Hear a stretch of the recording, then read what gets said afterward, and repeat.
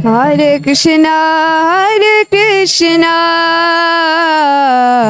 Krishna Krishna, Hare Hare, Hare Rama, Rama Rama, Hare Hare.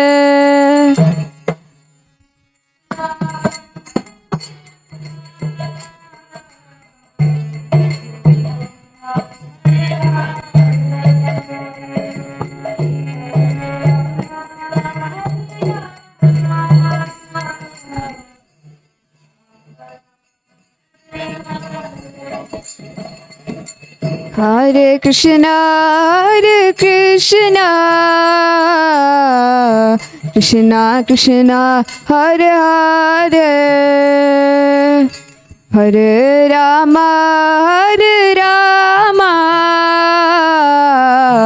Rama Rama, Hare Hare.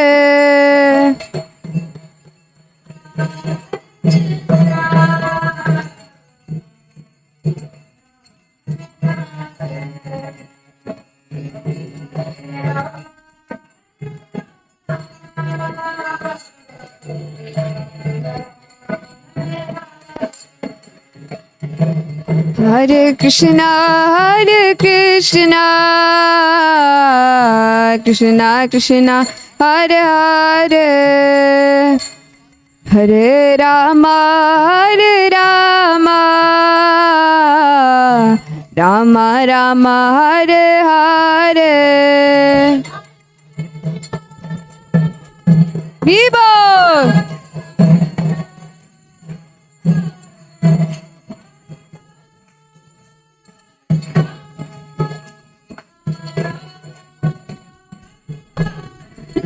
Hare Krishna, Krishna Krishna, Hare Hare, Hare Rama, Rama Rama, Hare Hare. Thank you.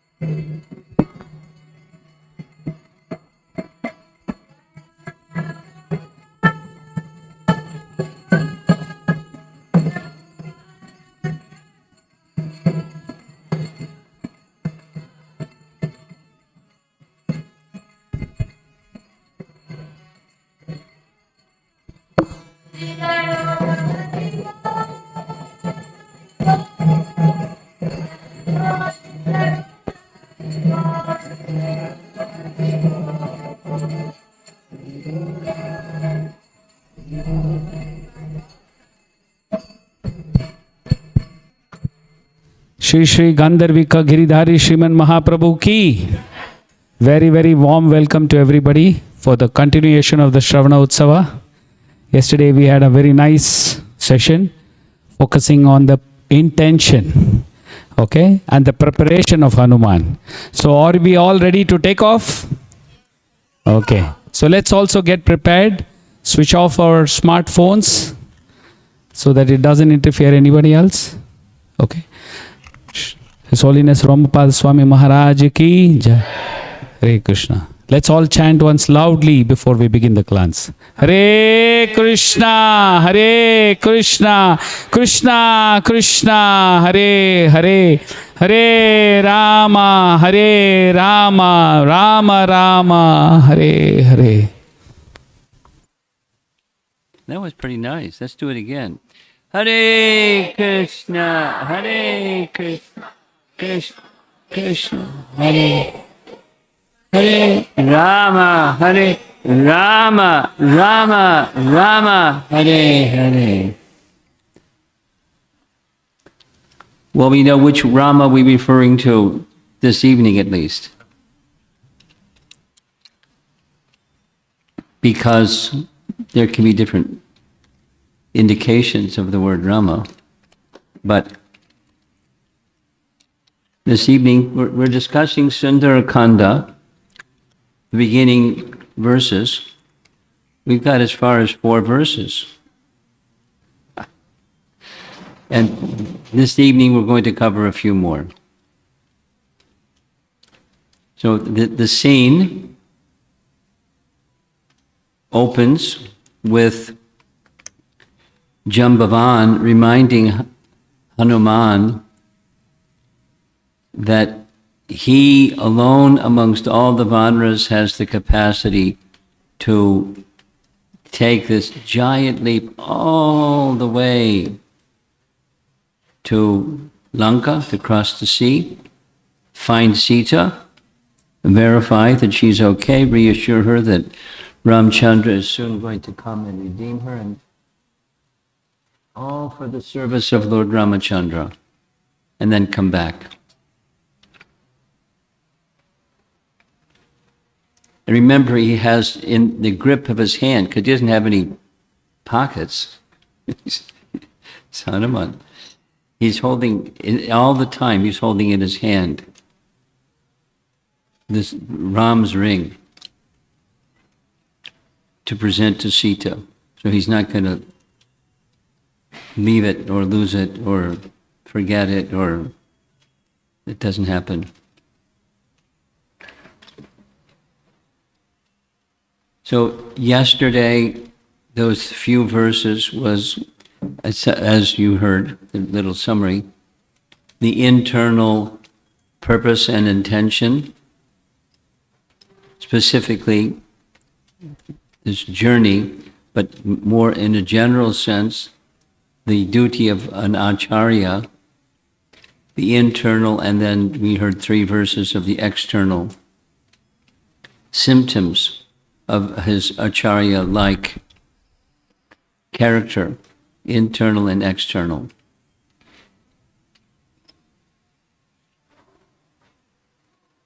And now he's getting ready to take off, but before he takes off, he's very comprehensive, very thorough. Valmiki helps us understand all of that.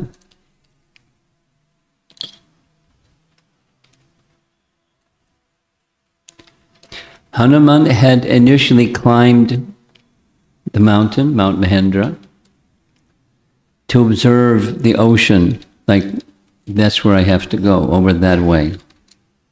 Then he came back down to examine the shoreline, and then he went back up, readying himself for the jump. And by the end of this evening, he's going to begin his jump, but it's at least an hour of our narration, at least, discussing his preparing himself. So there's something special about this mountain. What's something special about the mountain? Here's 2 verses, verses 5 and 6 of this chapter. The mountain was as though decorated with mineral rocks of varied colors like blue, red, yellow, and green, as well as black and white. And by the way, whoever did the graphics, some artificial intelligent artist made very nice illustrations. If you look carefully, each illustration is very suited for the verse. It was frequently visited by, this mountain, by yakshas, kinnaras, gandharvas, and nagas, surrounded by their retinue capable of assuming any form at their free will, rivaling gods in splendor. So the mountain itself was like a little place of pilgrimage. As the monkey leader, stood at the top of the great mountain, filled with lordly elephants. Notice in the painting, there's a nice little elephant behind him. He looked like an elephant sitting at the center of a pond. So we're not going to do the same thing that we did, although I'll just clue you. The acharyas take each of the words, the image, or the picture painted by the words, and go into what's the picture, why is this image, what's the meaning, what's the significance. There's volumes and volumes and volumes of meaning in every line in Ramayana. But we'd be here for a week just going through one verse, so we'll just move forward. In the presence of other elephants upon the mountain, Hanuman towered over them by the internal bliss he was having in anticipation of the service. So this is the scene. He's anticipating, and we should also be, let's say probably tomorrow morning we're all going to get up in the morning. Most likely. And how enthusiastic are you to prepare yourself and anticipate the very special opportunity provided to us freely, gratuitously, lovingly, kindly, the chanting of the holy name to directly connect ourselves with our forgotten Supreme Lord.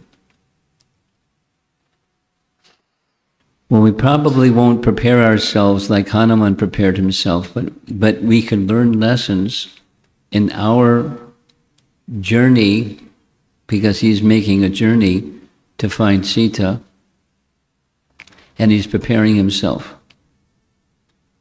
And he was in internal bliss, anticipating that service. Similarly, Srila Prabhupada, we could spend some time, but I'll just invite you to recall in your mind the obstacles that our founder Acharya faced in crossing the sea. And, the most noted, of course, is his 2 heart attacks, but even just getting on the boat, getting a cabin in a cargo ship, it was major. Anyway, by Krishna's grace and his determination, he was provided a place to stay in a cargo ship. And a cargo ship isn't an inviting, lovely party. It's rough, very rough. But the transcendental sadhu purified the captain and the crew and the ship. And the ship is now a celebrated ship because Prabhupada's feet touched it. And off he went. It'd be very appropriate to read. I won't do it because of time, but I invite you to read.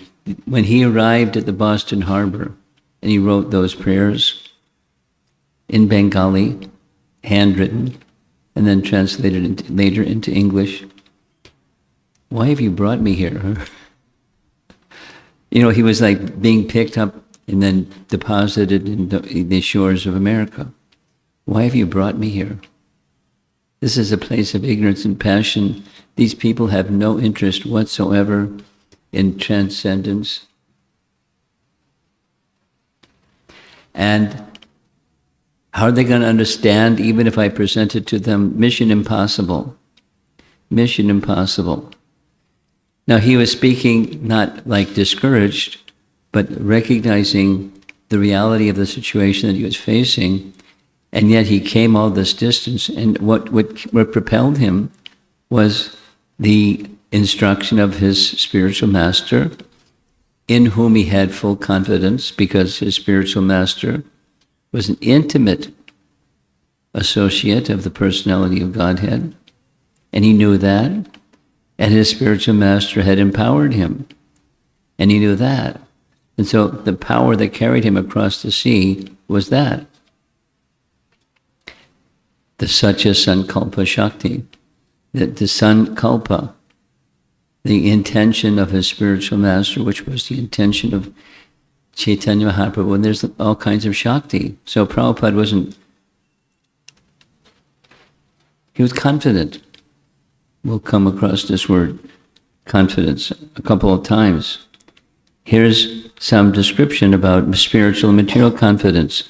Material confidence says, I can do it. I have the ability, da-da-da-da-da-da. Spiritual confidence is, there's someone superior to me, and they've invested in me the power to fulfill something, whatever that something is. And because that Shakti is there, any obstacle I meet, I may not understand how it can be overcome, but it can be overcome. And somehow, or another, but the mission will be accomplished because behind the instruction is the personality of Godhead.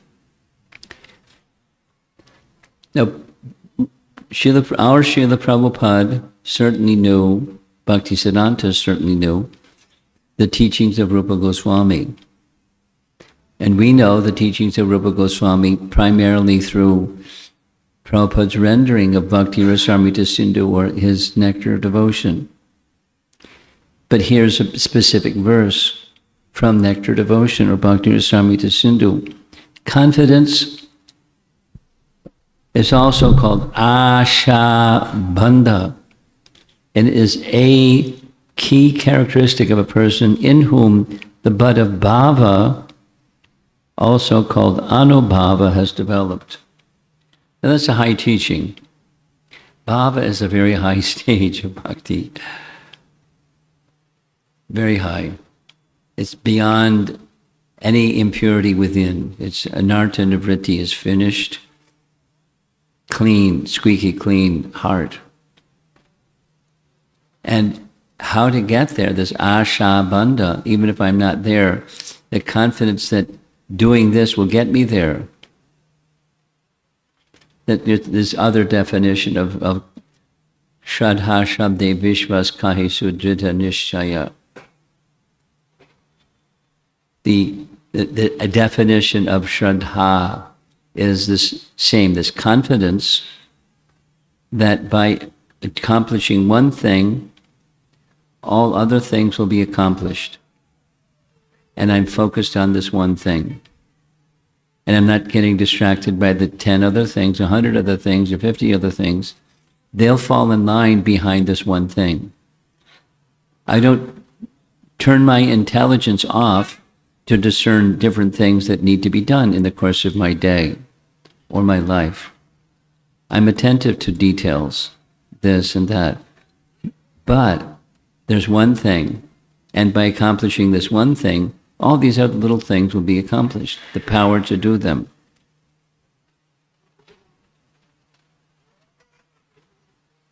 That's confidence. So Hanuman had the confidence that we're just spending a little bit of time with how Srila Prabhupada also had full spiritual confidence. Here's 2 more verses from Bhakti Rasamrita Sindhu. Look, there's the word Asha Bandha again. Rupa Goswami, is using the word bhava or anubhava as characteristics of that stage of bhava, ecstasies, external symptoms. Anubhavas are external symptoms of something that's internal.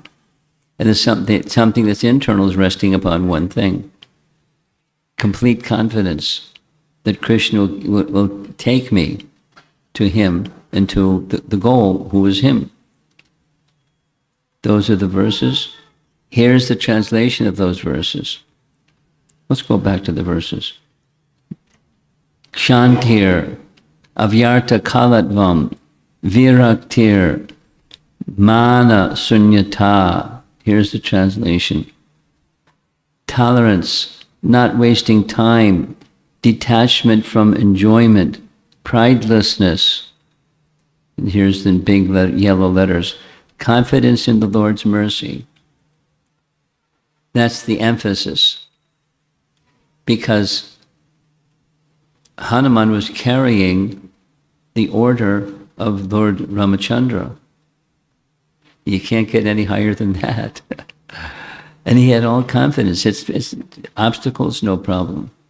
Obstacles, yes. Problem, no. No problem. Because he's full confidence that the personality of Godhead will give all requisite strength and everything necessary. It doesn't mean that he was just blundering forward. We'll hear as we go forward tomorrow when he reaches the shore. No, before he reaches the shore. Step by step, obstacle, how to meet this obstacle, how to meet that obstacle. It's just like our life. Every day, or look over a period of a number of years of our life, and there's this obstacle, that, and how are we going to meet this obstacle, that obstacle? It looks pretty formidable. We're going to get whooped. The obstacle is 100 times bigger than us. And sometimes it feels like that, looks like that, feels like that. But somehow we're supposed to go forward and achieve a mission that's been given to us. You know, always remember Krishna, never forget Krishna. And help others achieve the same. And who am I? I'm this little guy. How's that possible?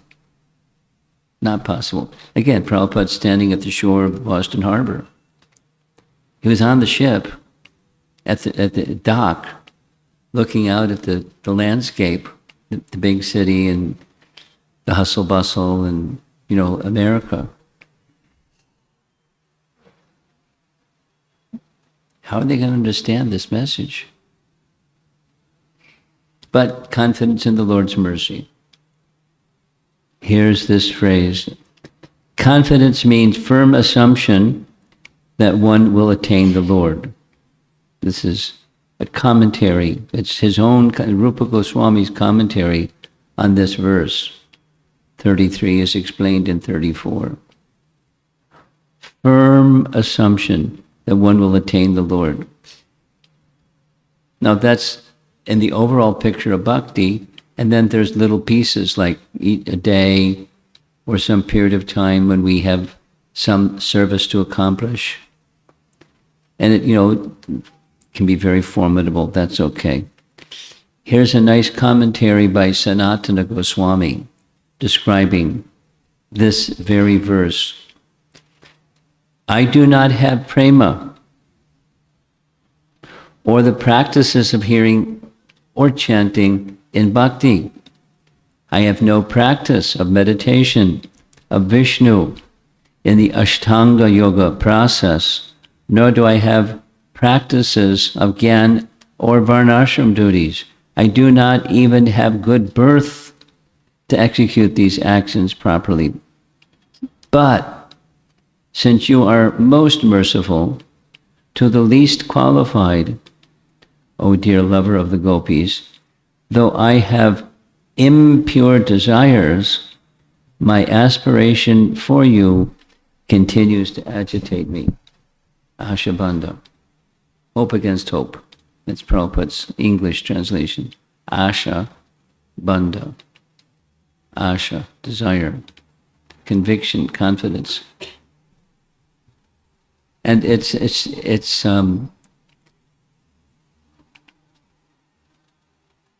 like having fuel in the tank of your car, or your computer charged, or your cell phone, or your mobile phone charged, you call here. If the phone isn't charged, it's dead. It's not. All the equipment is there, but it's not going to work. You have to charge it. So that charge, that that makes bhakti and the execution of meeting challenges and carrying forward anyways. Okay. Okay. Prabhupada. Okay. Okay. So now he's back at the top of the mountain. He's surveyed everything. He's readying himself. Did he just jump? No. He's going to offer some prayers. Adi Mangala Charana prayers. And the Adi Mangala Charana prayers are summed in one verse, but then we're going to break it down. You see, he's offering prayers to Surya, then Mahendra, then his father, and then Lord Brahma, then Lord Shiva, and so forth. He has a list of persons. He's not a demigod worshipper. He's the servant of Lord Ramachandra.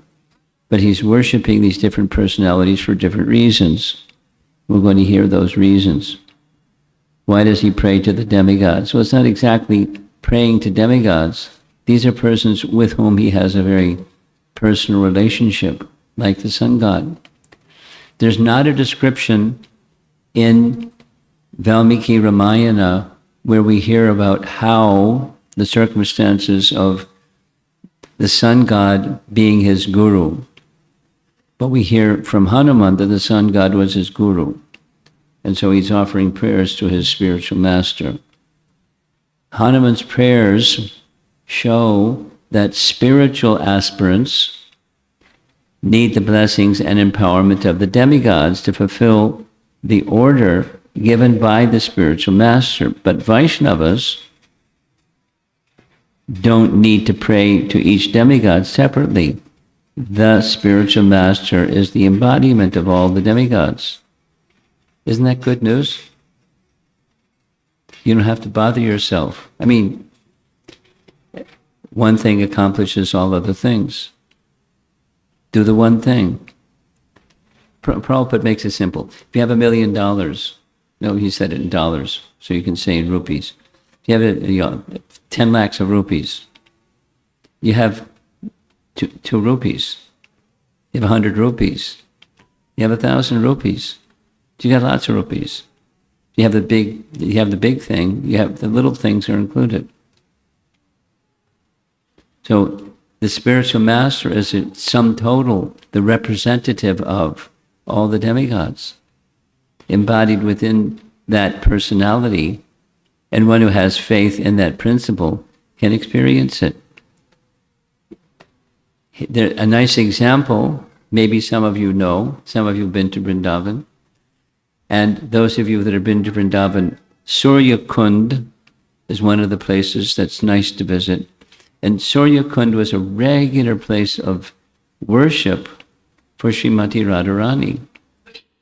Srimati Radharani worships Surya Dev. Now there's details. It wasn't exactly the Surya Dev that we know, but it's Surya Narayana. But leaving all that nice understanding to the side, she worships Surya Dev. And there's details and details and details.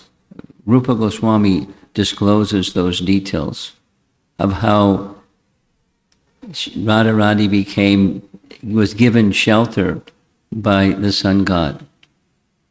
It's a very nice description in Vedanta Madhava. Or the gopis, they worshipped Katyayani. But when they worshipped Katyayani, there wasn't the material Katyayani. They're not taking shelter of something material to get something material. They're taking shelter of the internal Swarup Shakti of the personality of Godhead, one aspect of whom is Katyayani. Because only the internal potency could give their benediction. Because of their intention, we heard yesterday about intention, right?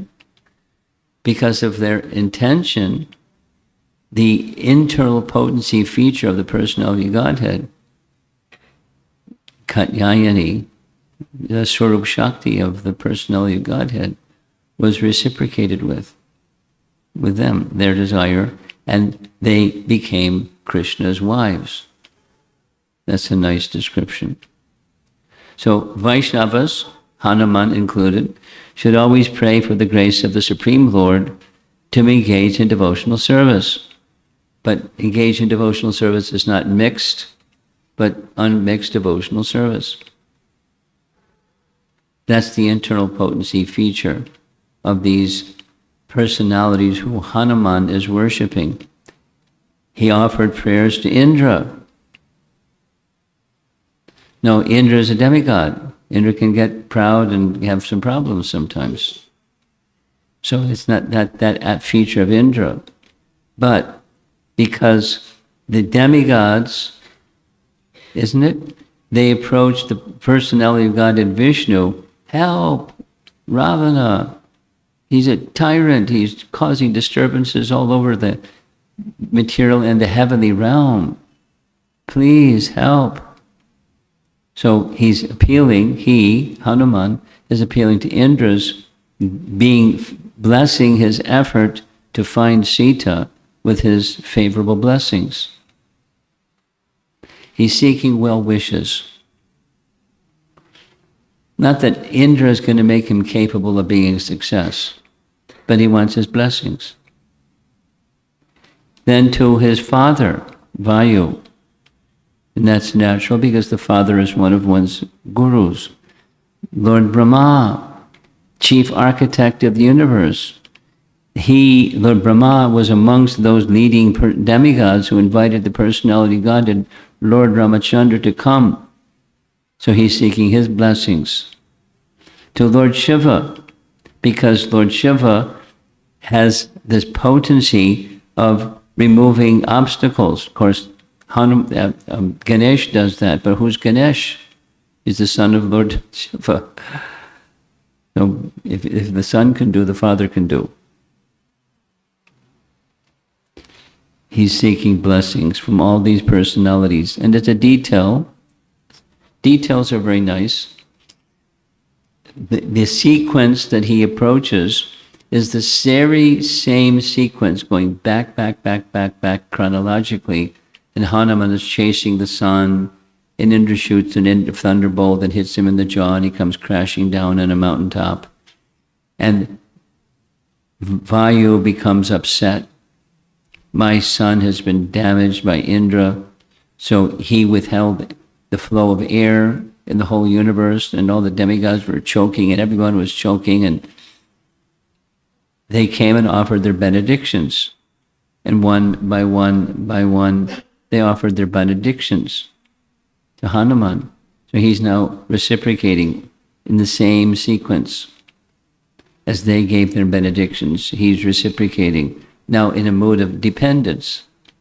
Because remember that they gave their benedictions, and when he was just a little monkey, he was using them like a little monkey.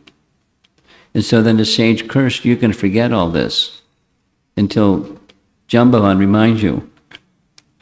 And now he's ready to remember and express gratitude and to utilize those benedictions they gave him long ago in accomplishing mission impossible. He has all confidence. And it's transcendental confidence, not in his own power, but in the power that's been invested in him, particularly by Lord Ramachandra, to be successful in his mission.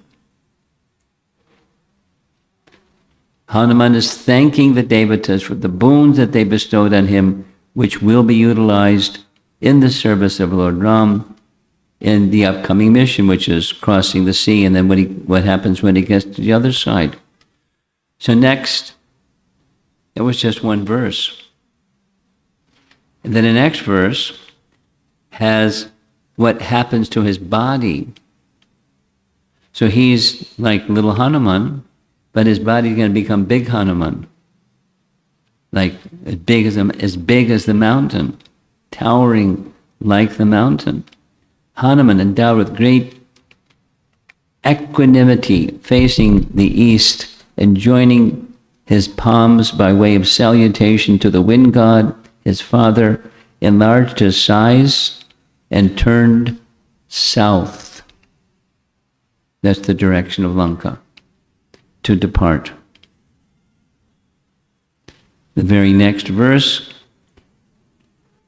he made up his mind, so we're going to spend some time with this word that's in yellow letters up at the top. Rama Vridhayartam. Rama Vridhayartam. Having made up his mind to leap for the cause of Ram, so then he, internal, now comes external. He began to grow in size just as the seed grows during the full moon and new moon days while the monkey troops were watching. So they're watching his body get bigger and bigger and giant size, all for the welfare of Rama. Rama Vridhyartam. And there's this nice word at the very next verse, Nishpramana. Nishpramana. So we know what the word pramana means. Who in the audience wants to volunteer? A very simple 1 or 2 word definition of pramana. Yes. Evidence. Having swollen to an immeasurable figure, he pressed the mountain with his feet and hands in an attempt to cross the ocean. So he has to get like spring, he's going to make a jump. Pramana means to give evidence or to be able to estimate something by using the senses. So, pratyaksha is a type of evidence. There's other types of evidence. So, Nishpramana, he's so big he can't be estimated. And big and big and big. Hanuman here, I'm just going to read this sentence. This is going to speak about the internal flowing to the external, preparing oneself for some mission impossible. So there needs to be a purpose or an intention or sankalpa. We heard this other word with the Chinese devotees this morning, ija. So how can one, for one who, Hanuman provides a valuable lesson for how one can intensify their sankalpa or resolve. So before I read the rest of it, again, let's picture getting up tomorrow morning. Most of us are going to get up in the morning. And what's something that we do after we get up in the morning? We brush our teeth usually, take a bath, and then look for a bead bag, and then start to chant. So here's a nice training.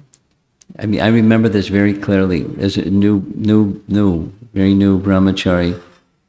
The training we received is before or as you're doing each thing each day, to ask yourself the question, why am I doing this?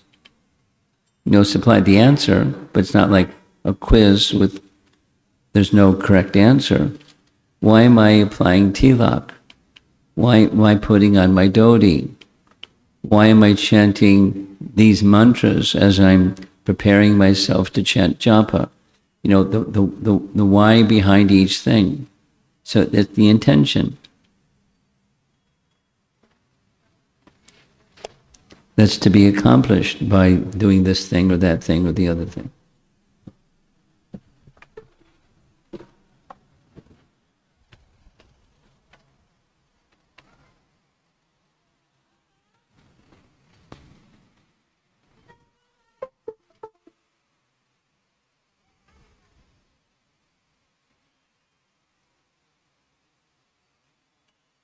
Ta-da!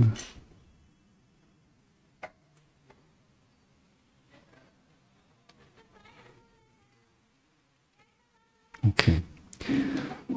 With a strong process of sadhana and the blessings of all superiors, what may look like hurdles in sadhana bhakti transform into great opportunities to come face to face with our internal impediments. This Sankalpa exercise, gives hope and inspiration to become determined and joyful, envisioning the goal that we want to achieve, a life of service. So there were two questions yesterday, very similar, both on the topic of not being able to improve sadhana, kind of getting stuck in not good sadhana, and how do I go beyond being stuck? So I'm mentioning this because it's on people's minds, it's in their lives, and the lessons of Ramayana and Hanuman's preparation for crossing the sea gives us some clues, some hints, some impetus. Supposing I'm a little guy, like the persons that asked their sadhana questions yesterday. I'm a little guy, a little lady, and I'm not so accomplished. So those are nice teachings, but what about me? I'm this little person. But then you look up to somebody who's not a little person. You take shelter of persons that are like example-setting persons, to the acharya-like persons, like Hanuman. And he's doing what we should be doing. We should be doing what he's doing. He's fixing his mind with his intention. He's preparing himself for this mission impossible. Like chant attentively. Mission impossible. One devotee, I won't mention their name, one devotee told me that Srila Prabhupada told them, when you're chanting 16 rounds, you have so many chances to chant one name of Krishna without offense. If you can chant one name of Krishna without offense, your life is made perfect. You have so many chances every time you chant 16 rounds each day. Just full attention. Now that shouldn't be so hard. Just one time. Somehow. But we're laid back, or we're distracted, or we're not focused. We're not, the intention isn't clear sufficiently. And then the effort connecting the intention to the activity itself. These are very nice instructions. Just these early verses of Hanuman preparing for his resolve to cross the ocean. And now he's going to press his weight down before he makes his big jump. There's 6 different types.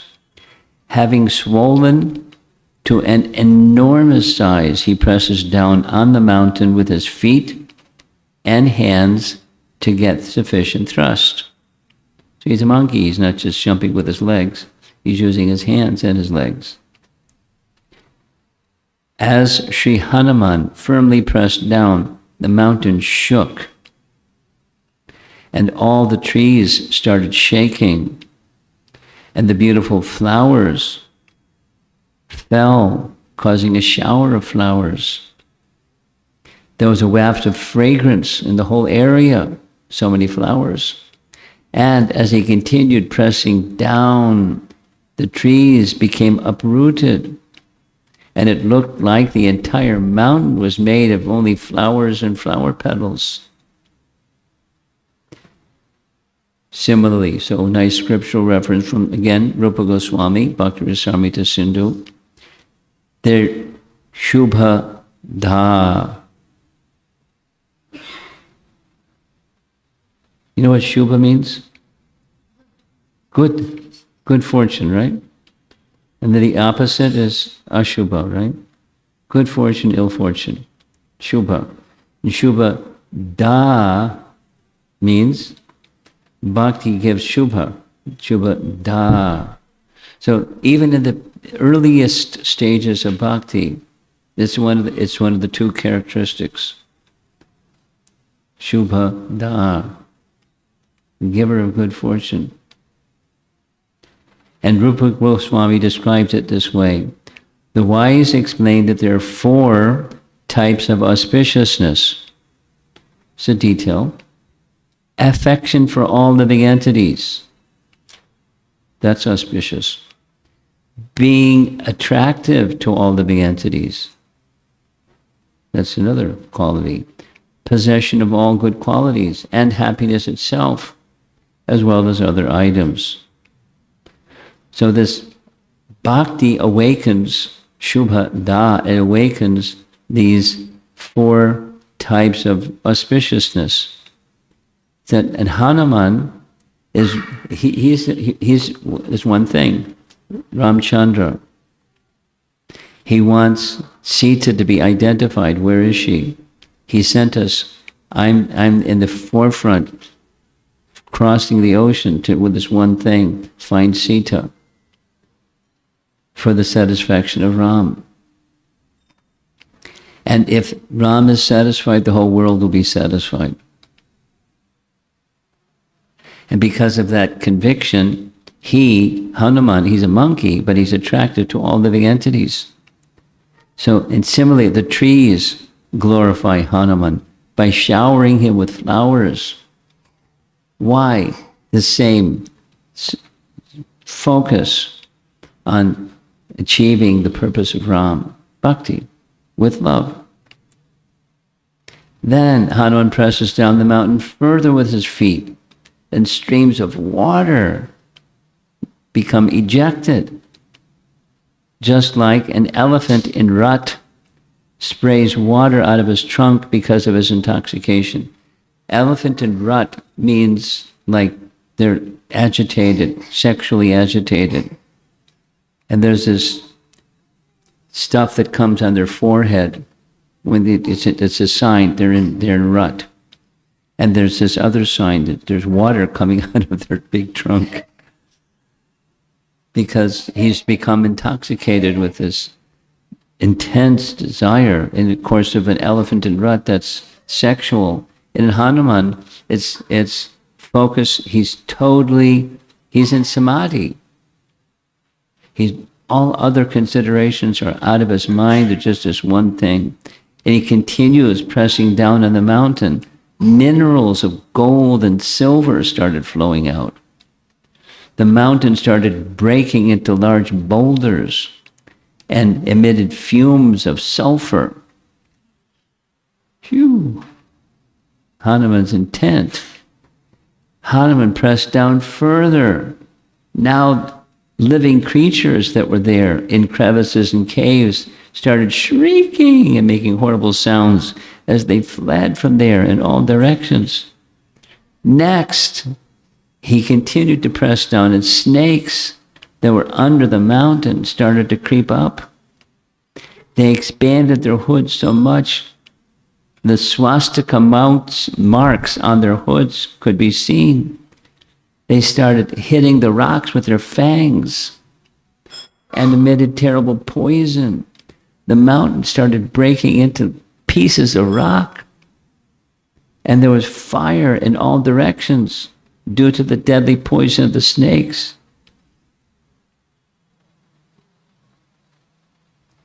As the mountain got crushed, the munis, rishis, and ascetics who had taken shelter there for their meditation started leaving. I would leave too. The Vidyadharas also quickly leaped into the sky and left along with their associates, leaving behind all their belongings. The Vidyadharas flew into the sky. They heard the sages say, "Oh, this Hanuman, the son of the wind god, with extraordinary might intends to cross the ocean, the abode of crocodiles." So there he is, Hanuman, ready to do mission impossible, serving Lord Ramachandra and serving the Vanaras who are wishing him well and all the Devas. He's a servant of everybody. So here's the next verse. Look at, we're covering a lot of verses this evening. Much more than yesterday. Ramartham Vanarartham. So it's the artha, the goal of pleasing Ram, and the goal of pleasing the devotees of the Lord. Hanuman has decided to perform an impossible task for the sake of Ram and Vanaras, and wants to reach the other side of the ocean, which is hard to obtain. What assured him of success? Here's the list. We heard about intentions yesterday, yes? Yes. Prior practice. The mood, these are three features that make up a resolute, firm intention. All three are aligned for the pleasure of and for achieving the mission of Sri Ram. Ramartham. Artha means something wanted. And the something that wanted is the satisfaction of Lord Ramachandra. And he's not mild. It's really intense. He's investing everything in this one thing. Sita is to be found for the satisfaction of Lord Ramachandra, and there's nothing else in his mind. Aligned completely for the satisfaction of Ram. Here's the nice scene. This is the third time we've seen the same illustration. There's Ram giving his ring. So, behind Lord Ramachandra, there's many Vanaras. Of course, there's also Jambavan. He's not a Vanara. But, and nor is Lakshmana. But there's lots of other Vanaras behind there. Hanuman is a servant of the servant. He's not only the servant of Ram. Sometimes it happens. One may have a lot of faith in the Supreme, but not as devotees. Sometimes people may have faith in their own guru, and everyone else becomes secondary. That goes on sometimes. Both Guru and Krishna have almost an equal stature in a sadhaka's life. Hanuman is a pure devotee, and his intention was to serve the Lord and his devotees. He's not divided, he's very focused. So now comes the poetic description of how his body position was aligned, his internal intentions were aligned, and now the alignment of his bodily posture.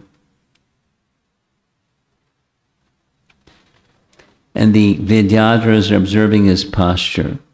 His body became very large. He looked like a mountain sitting on a mountain.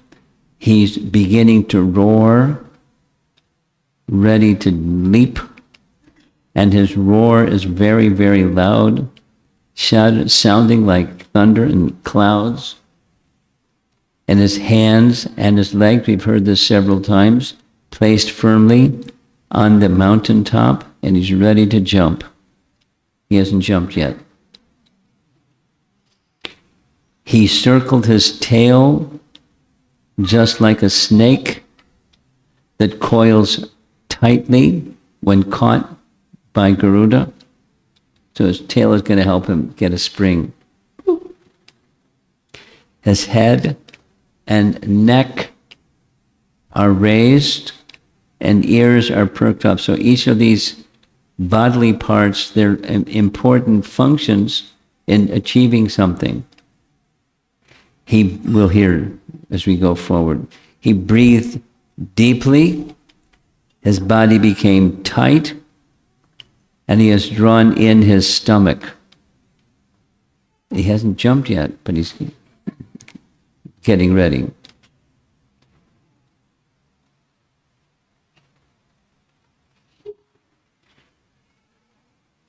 So it's like yoga practice. Is very quickly Hanuman goes through Ashtanga Yoga, Yama, Niyama, Asana, Pratyahara, etc. Pratyahara means? Pratyahara means? Pratyahara means? Yes, here you can read it. Good. In the Eightfold Yoga system, there's the preparation, and then there's a stage where everything becomes consolidated internally.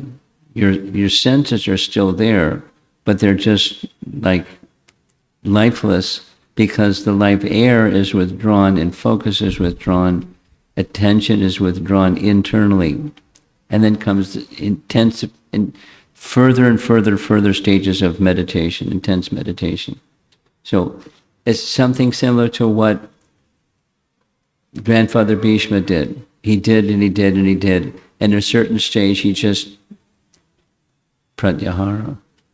He withdrew his attention completely from anything external and just fixed his mind on the personality of Godhead. No, yogis are able to extend and to withdraw. Like the tortoise that extends his limbs and withdraws his limbs. At will. They can do like that, just at will. Yogis, accomplished yogis. And so, he's not entering samadhi, he is entering into a jump across the sea. But that's for him samadhi. So there's the preparation, because that's what this whole topic is. He's preparing himself for this leap. His eyes are towards the sky, envisioning his entire flight. Dhyana, Dharana, and Samadhi, right? Those are the last of the six. Dhyana, Dharana, and Samadhi. Dhyana is fixing the mind. Dharana is an unbroken connection. And there's the object that he's fixing his mind. Ram's satisfaction. The Vanara's satisfaction. And all the activities are focused on that one thing. It's how we, as devotees, can have some complications in our life, but don't get unfocused. Because the focus is one thing. And the other things are just to help or to assist you in your service towards that one thing. Don't lose sight of the one thing. Always remember Krishna, never forget Krishna. Always stay focused on the intention, the purpose, sankalpa. This is instruction. So again, third time, tomorrow morning, when you get up in the morning and you brush your teeth and take your bath and get ready to do your morning sadhana, prepare yourself as you're doing those little things for the one big thing, because the one big thing is the most important thing in your life. Get distracted, and who knows how many lifetimes, how many years, how long it's going to take you to get focused. But so you start with the focus. And then the next day, and then the next day, and then the next day. With renewed determination. Samadhi is body, mind, and senses all aligned with the one intention of serving the purpose of the Lord. It is not inaction. It is what guides a person from moment to moment. Another way of saying the thing I just said. In a sadhaka's life, we're all sadhakas, we're practicing. If one's objective is many-branched, then one's determination wavers. Who knows the Bhagavad Gita verse that says this? What's the verse? One person. One person, raise your hand, and then you can say the verse loud enough so we can all hear. Pahushaka Yanantasya Bodhayovyavasayinam. Thank you. You know the verse number?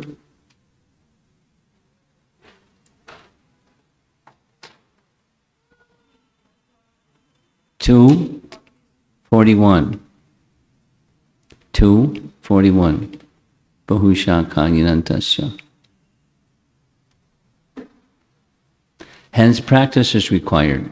You know, and then again, and then again, and then practice and practice. What makes our objective many-branched? Material desires. And material desires means I want to enjoy matter. We're not meant to be the enjoyers of matter. We're meant to engage with matter as an object of Krishna's service. Without connecting to Ramachandra, or the personality of Godhead, and the objective directed towards his service, samadhi cannot be reached. Okay. We're getting close to the finish line. You hear the drum roll? The trumpets blaring? Do, do, do, do, do, do. But he hasn't jumped yet. So what is success? These are teachings that are helping. If you remember this Sundara Kanda, it's beautiful. It's giving us nice Siddhanta teachings and practical application of that Siddhanta teachings in our devotional service. If we read it carefully, read it nicely, read it with the right lens, then we're going to get all this nice instruction right from these few verses in the beginning part of Sundara Kanda. Success in material realm may be unidimensional, such as being wealthy, become famous. Success is less convergence of many dimensions in the realm of service to the Supreme Lord. So in other words, what's that mean? Just stay focused, and whatever comes, comes. If you have financial capacity, fantastic. If you don't, fantastic. If you can sing very nicely, sing very nicely. If you can't sing very nicely, sing as best you can. It's okay. I've noticed something. Maybe you've noticed it too. Some persons consistently sing off key. And those persons often sing very loudly. And those persons, they like to sit in the front row.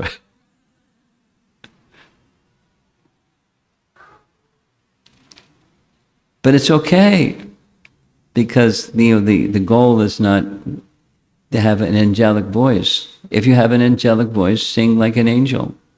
And if you have a voice like a frog, you sing like a frog. But sing in Krishna's service. And the success is that you do it for Krishna's service, whatever it is. So if you sing like a frog, you may want to go into the kitchen, cook like an angel. But, it's something that's appropriate service for you. But whatever it is, you do that for Krishna. And then everything, this convergence, divergence thing. You stay focused. Now, there's this internal part of preparation that's being instrument. Nimitta matram bhavya sabhya sachin from Bhagavad Gita. You know the verse? Nimitta matram. Can you say the whole verse? Don't look around. No, you didn't need the microphone. I know it'd make you nervous or anything. You know the verse? I'm not sure. Okay. Become Krishna's instrument. Arjun is being told. Arjun is being told by Krishna, become my instrument. Yes, that the challenge is formidable, but you become my instrument and everything I'll take care of everything. Just be you're the instrument in my hand.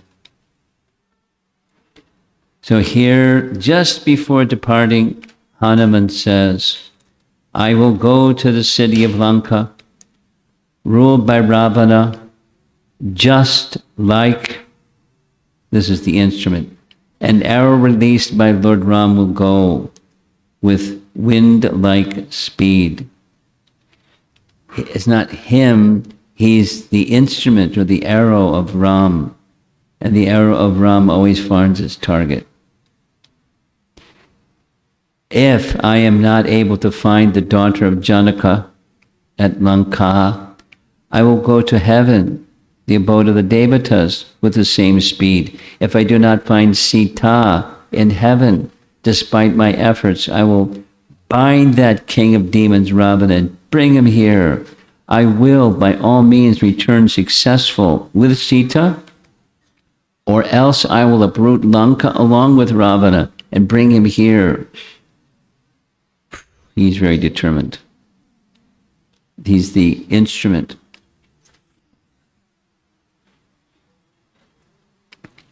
Now, someone might say, oh, you're puffed up. But where's his strength coming from? Where is that confidence coming from? It's from the empowerment. We already heard it. Here's a very nice little graphic. An arrow hits the target, but the glory belongs to the archer. An arrow is an instrument in the hands of the archer. In the hands of the expert archer, the arrow success is certain. Lord Ramachandra's arrow never misses its target. So he, Hanuman, I'm just the arrow and he's firing me and off I go. So glory to the Supreme Personality of Godhead, Lord Ramachandra, in whose service I am but an instrument of his purposes. It's the archer's strength that is imparted to the arrow. It's the archer who focuses on the target and releases the arrow. It's the archer who receives the glory of hitting the target. So nothing goes to me. All glory goes to Lord Ramachandra. An arrow is insentient. However, Hanuman is sentient. An arrow receives energy from the archer, like Arjuna. He is nimitta matram. So he's not boastful. He's confident in the empowerment invested in him by Lord Ramchandra to be successful. Oh, just these words, may you be successful. That's it. That's all he needs.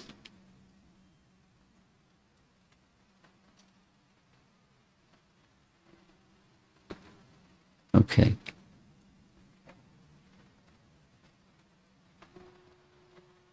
So reviewing a little bit, as his mood becomes very strong, his weight becomes heavier and heavier. We found this also in the Dhruva Maharaj story. His body became heavier and heavier. The whole earth was pressed down. Similarly, as the focus of Dhruva became aligned with the Lord's intentions, he became purified of his material disposition, Dhruva Maharaj.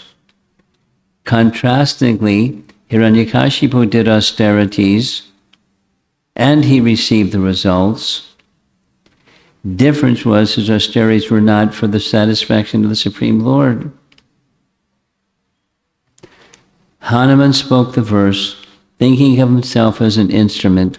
He thought of himself equal to Garuda, not out of arrogance, but due to his strong sense of purpose and the Lord's empowerment. He's feeling empowerment.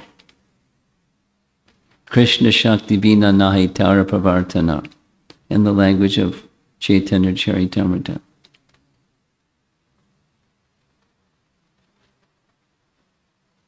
I mean, there's very simple ways that we can all learn this principle.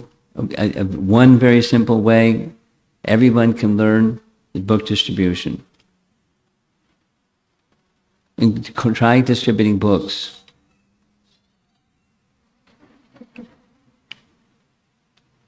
And people say no.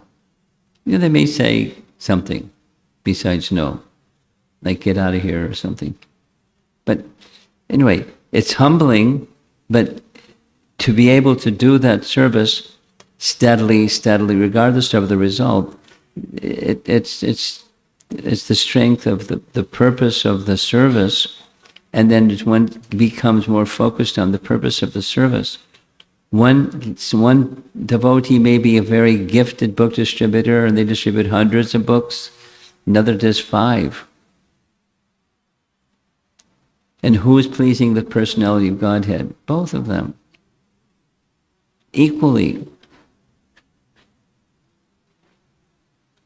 It's an important lesson that, it doesn't match with our material yardsticks, because distribute many books means you're successful. If you don't distribute many books, then you're not successful. But that's not the way. That's not the right measure. Okay, he's about to take off, and we're about to finish. As he's about to take off, all the trees are uprooted. And the trees with their flowers, they're also uprooted. While flying in the sky, he took along with him the trees shining with flowers and with fattened lapwing birds. Trees like sal trees have very hardwood trees, like oak, very hardwood. Sal trees. The trees are just floating in the air, following Hanuman's movements, just as relatives would follow their loved ones embarking on a long journey, or soldiers would follow a king. Tree trunks sank into the ocean. Flowers fell off the trees and fell on Hanuman. Some of the flowers fell in the ocean also. The sea water looked like the sky with delightful stars rising up as the flowers were moved by the movements of Hanuman. He's getting there. The sky-born Hanuman, marveling appearance. So here's some nice illustrations. Arms spread out, seen like 5-headed serpents coming out of a mountain peak. Eyes with brilliance equal to that of lightning, were shining like 2 fires on a mountain. His reddish face shone like the sun touched by twilight. Very nice poetic images. The tail of Hanuman being risen looked like the pillar erected in the honor of Indra. Air passing through Hanuman's arms sounded like a thundering cloud. He looked like a meteor darting away with great speed in the sky from the northern direction. Hanuman's shadow on the ocean looked like a boat being driven by the wind. His shadow was 10 yojanas wide and 30 yojanas long, appeared very beautiful on the water. The portion of the ocean above which Hanuman was present was agitated due to the force of his thigh, and waves rose from the ocean to the sky where Hanuman was flying. He's making quite a scene, huh? As the water sprang up, the whales, fishes, turtles, and crocodiles were being seen clearly in the sky. He shone like a mountain with wings flying in the sky without any support underneath.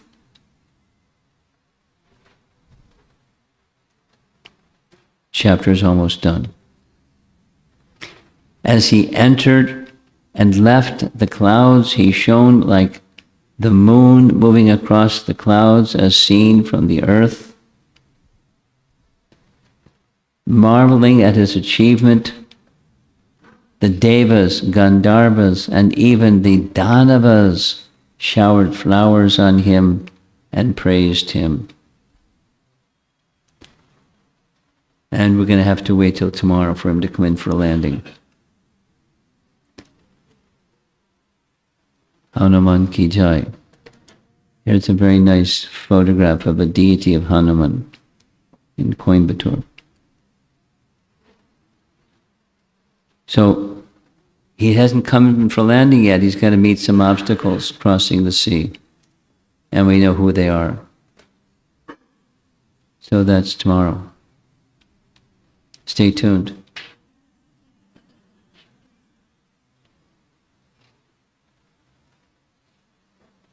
So we have a little bit of time,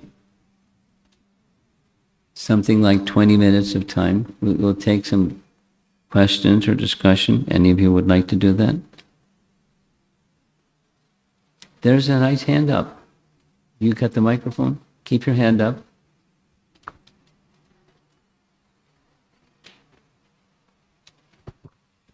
In Ramayana, Hanuman's character starts wonderfully with wonderful qualities and the service mode. It starts with how he's so much attracted to Rama. Is there a mention of how he developed that mode of service? How do we get that? How Hanuman got that mode of service to Rama?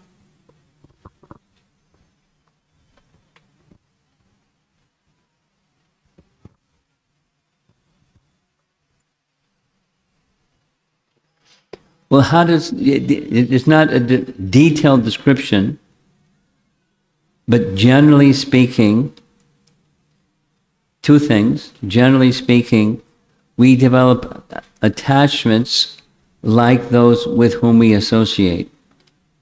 Sangat sanjayate kama, kama krodha vijayate. We develop attachments like those with whom we associate. And his association was his spiritual master. And so the sun god was directly instructed, as we know, by Krishna himself, by the personality of Godhead. So he's deeply attached. When the sun moves, the whole planets in the universe move on the power of the sun. So he instructed Hanuman. So that's one primary source of where his attachment came from. Now, when we can assume, second thing, we can assume that attachment is already within each one of us.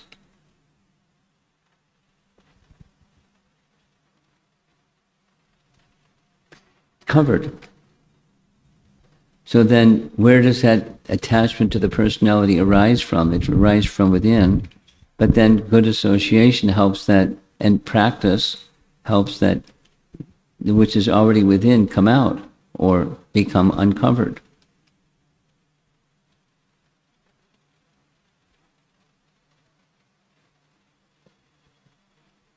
And who is his father? A great devotee. And the benediction that was given when these offspring of the demigods, that the offspring would have qualities like the demigod. That was the instruction. Invest qualities like yourselves within your offspring so they can assist me in my service of dealing with Ravana. So from his father, from the sun god,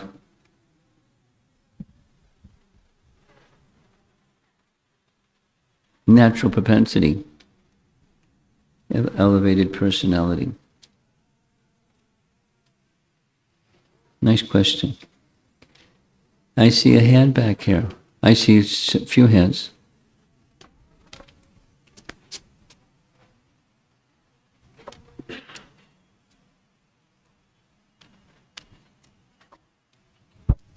Hare Krishna Maharaj. In one slide, it was mentioned that the three features of Hanuman's service, the mood, intention, and prior practice. Yeah. So I would like to know about the prior practice. What was the prior practice about? What was his prior practice? Yeah. Well, a lifetime in preparation. He had propensity for service immediately as soon as, from the very first meeting. Of course, it was a pastime, but from the very first meeting with Lord Ramachandra and Lakshmana, he wanted to serve them. He put them on he made his body big and put them on his shoulders and carried them up the mountain to meet Sugriva. Just service. It's his dasya rasa. That's his purified heart was in the mood of service from the get-go. It matured, but it was already there from the very, very, very beginning. That's his relationship. Does that answer your question? Yeah. Okay. Put your hand up in the front so this young fellow can see you. I can see you, but okay. Maharaj, how do we know that Krishna is pleased by our service? How do we know that Krishna is pleased? He'll smile. By our service. He'll smile. He'll smile. Now, we understand what is pleasing to Krishna through Guru Sadhu Shastra. Isn't that right? Isn't that right? Guru Sadhu Shastra. So, those we want to make our lives filled with sadhu and guru, and they're relying upon Shastra. So you become familiar with Shastra, and you'll know in principle that Krishna is pleased, but there's an additional factor Prabhupada would like to speak about, and that is, some said here, haritoshanam. You feel when you're hungry, how are you going to know that you're full? Does somebody have to come and tell you? You can tell them, no, thanks. What about some more of this and some more of that? No. I'm satisfied. That's an indication that Krishna is satisfied. We'll take it the other way. No sochati, no kangsati. No hankering and no lamenting. Supposing one is hankering and lamenting, and Krishna is not being pleased. Supposing you come to the stage where there's no hankering and lamenting, like, I'm feeling full. That's subjective, and then there's objective. The standard of Guru Sadhu Shastra can confirm. Supposing you get some kind word from your spiritual master saying something nice. You feel something like, no, supposing they're just being kind and you really messed up and they're just being kind anyways. But that's also pleasing. If you're a mother, you have a small child and the child makes a mess, you pat the child anyways. You ain't shake your finger at them or something. But then in either case, it's out of love. So there's just this feeling of loving and being loved. That's it. It's a relationship of loving, rendering of service, and the reciprocation of acceptance of that service.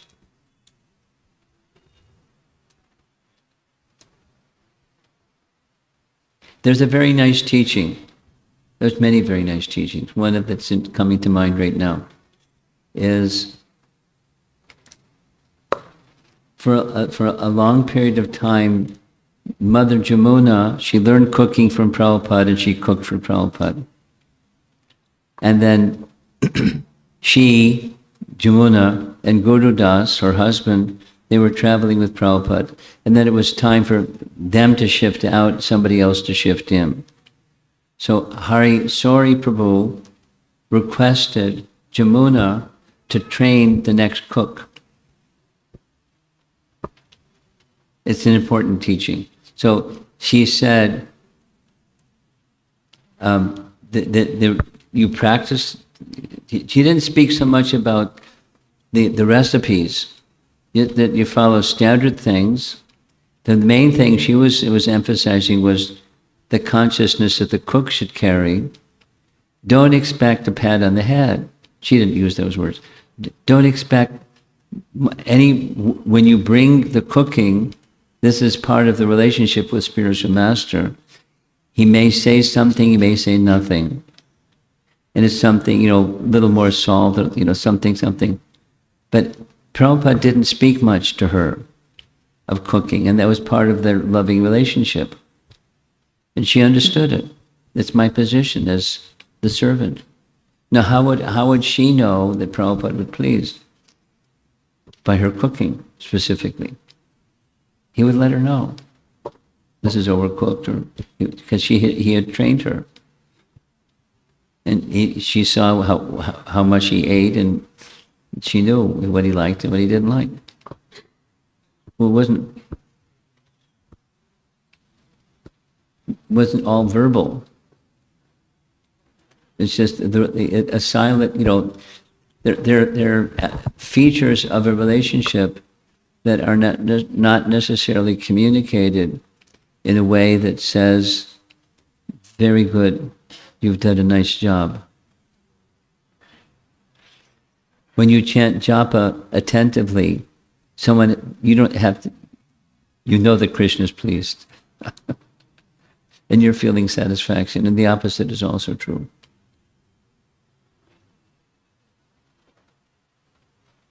Yeah? You got it? I have one more question regarding chanting. Can I ask? Yeah, I'd like to can we try to, go ahead, but all additional questions, try to stay focused on what we just spent. Go ahead. You got the microphone, go for it. You're authorized. Your second question is? You were saying chanting attentively is mission impossible. Chanting is what? Chanting attentively is mission impossible. During the class you said that. Mission impossible.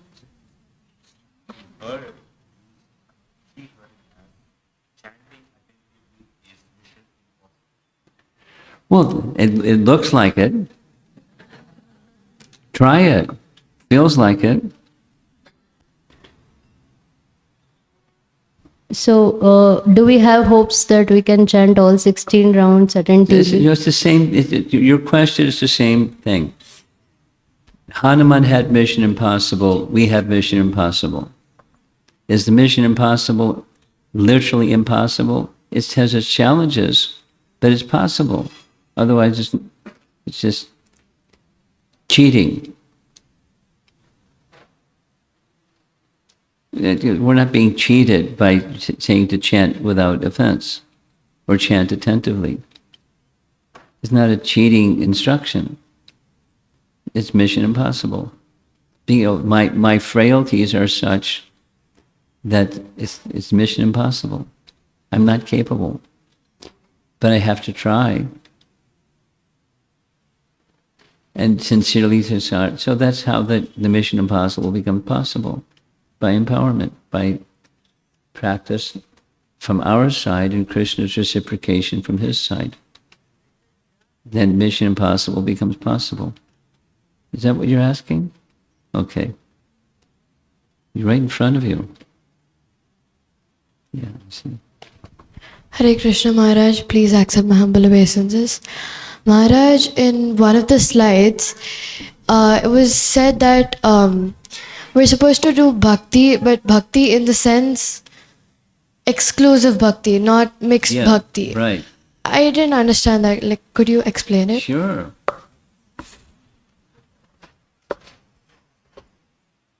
It's easy.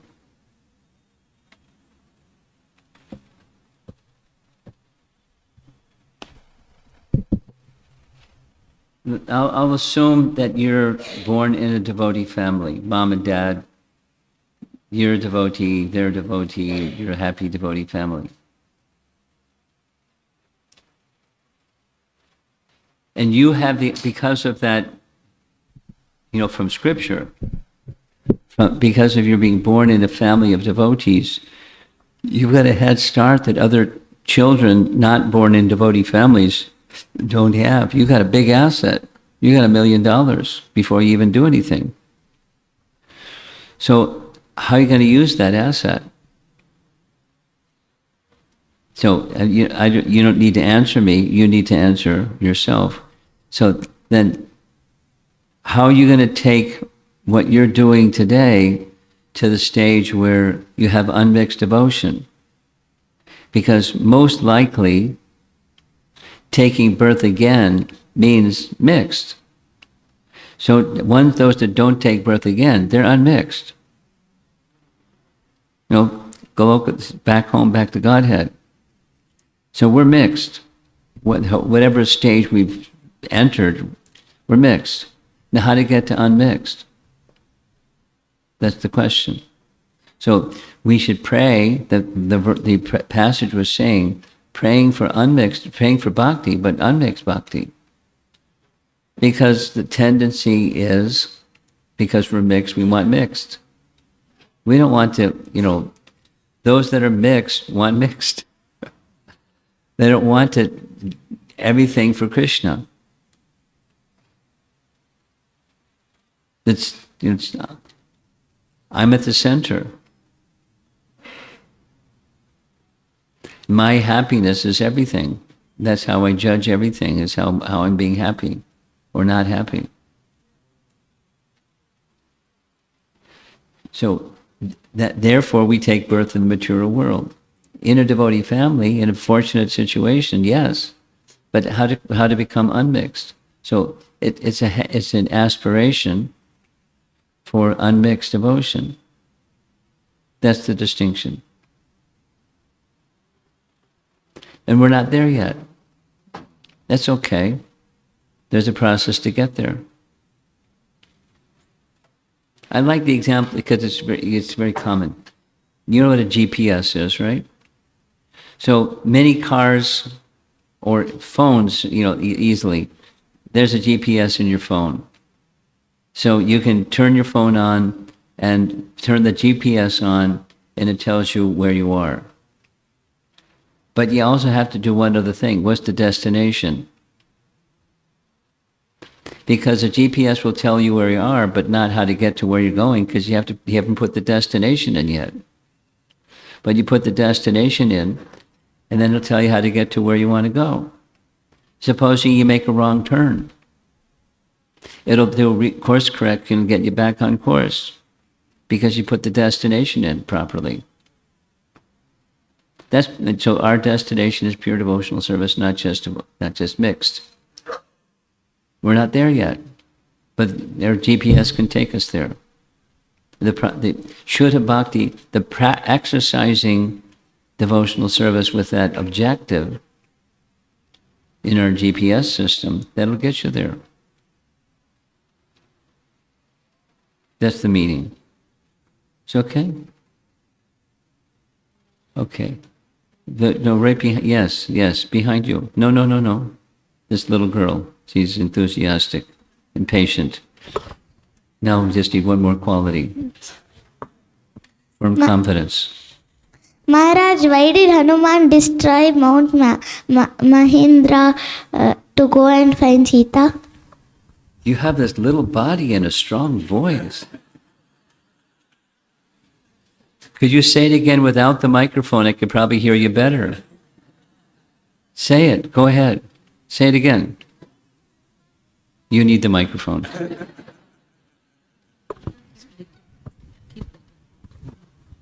Why did Hanuman destroy Mount Mahindra to go and find Sita? Why did he go to find Sita? Destroy. I got 16 voices.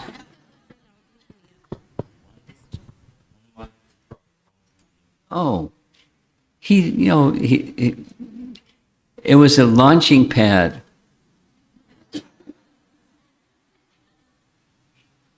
And what's left after the rocket goes up in the air, the launching pad may get burned because it's an intense. So his intention was the objective, not rescuing Mahendra so it doesn't get damaged. He wanted to cross the sea. So there was some loss on the other side. But there's still a mountain there. It didn't get destroyed.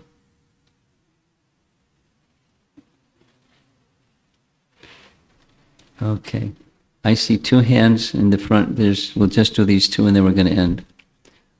The front row. The younger generation devotees asking questions get first preference.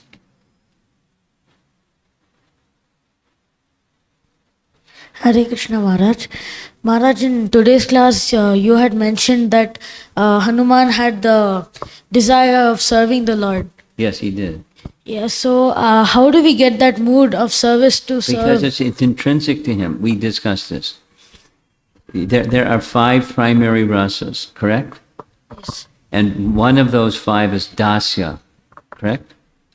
And the personification, the example of dasya rasa given again and again is Hanuman.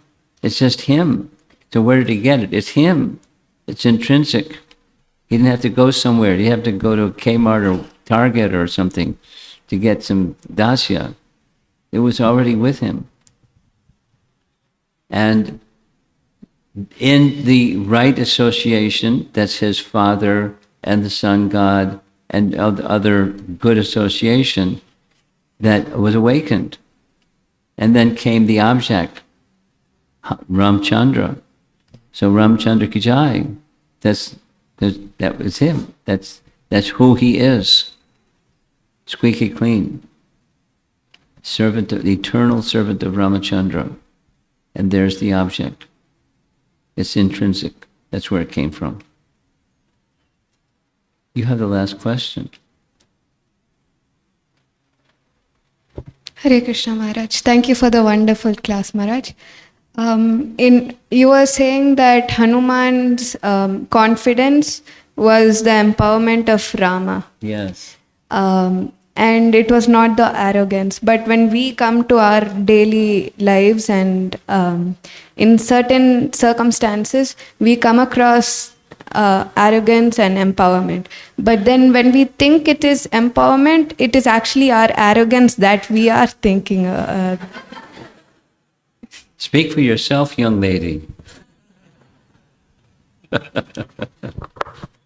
Now, it's certainly possible to be arrogant, even when one is given some power. Supposing, young generation devotees, they like to sing. Some devotees, younger generation devotees, they like to sing and they're arrogant. Be honest. And some younger generation devotees, they like to sing and they just like to sing.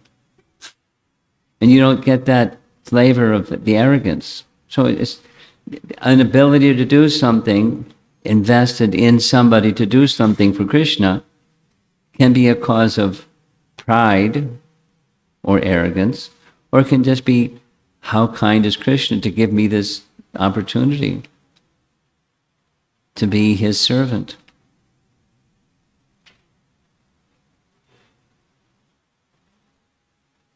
And it's a good question. It's a very good question. Because, as any one of us, you're a younger generation person, and there's different stages and ages in the room here. So take what I'm doing. Here I am sitting in front of an audience, and I could be thinking something. And I can be thinking, doing the same thing, just thinking, I have a service to do. Very kindly, Srila Prabhupada gave me the opportunity to take his message and present his message as transparently and as purely as I can, and that's my success. And however many people are there or not there, it doesn't matter. What matters is take the message and present it transparently. So take anything that anybody does, sing, cook, dance, speak, write, organize, some service that anybody does. To do it well, there's the risk. You do it well, you can become proud. So then don't do it well. No, do it well. But as an instrument. And all credit goes to the one, like that, this little example of the archer. The arrow is not the one that gets the honor, it's the archer.